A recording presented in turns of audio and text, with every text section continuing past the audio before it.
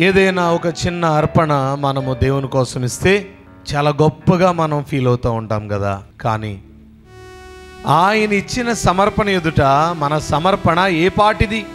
ఆయన సమర్పణ ఎంతో గొప్పది. ఆయన రక్తాన్ని సమర్పణ చేశాడు. ఆయన రక్తాన్ని మన కొరకు చిందించాడు. అది ఒక రకమైన సమర్పణ. ఆయన సమయాన్ని త్యాగం చేశాడు. ఆయనున్న లోకాన్ని ఆయన విడిచి వచ్చాడు. ఇదంతా యేసుక్రీస్తు ప్రభువారి యొక్క గొప్ప సమర్పణ కాదా? ఈ రోజున మన సమర్పణ ఏమై ఉన్నది? మన సమయమును, మన దేహమును, మన ధనమును ఆయన కోసము సమర్పణ చేయాలి. చేస్తున్నామా?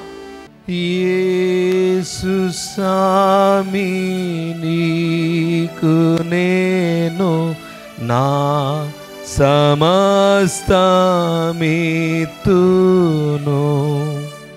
నీ సన్నిధిలో వసించి ఆశతో సేవింతును,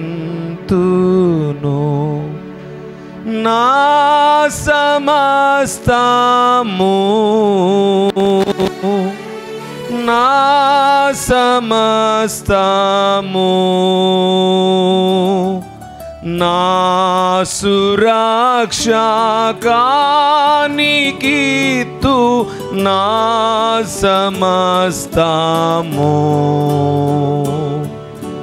నా సురక్షకానికిత్తు, నా సమస్తము. యేసయ్యా, నా సమస్తమును నీకు ఇవ్వడానికి నేను ఇష్టపడుతున్నానయ్యా. నా సమయాన్ని నీ కోసం ఇస్తానయ్యా.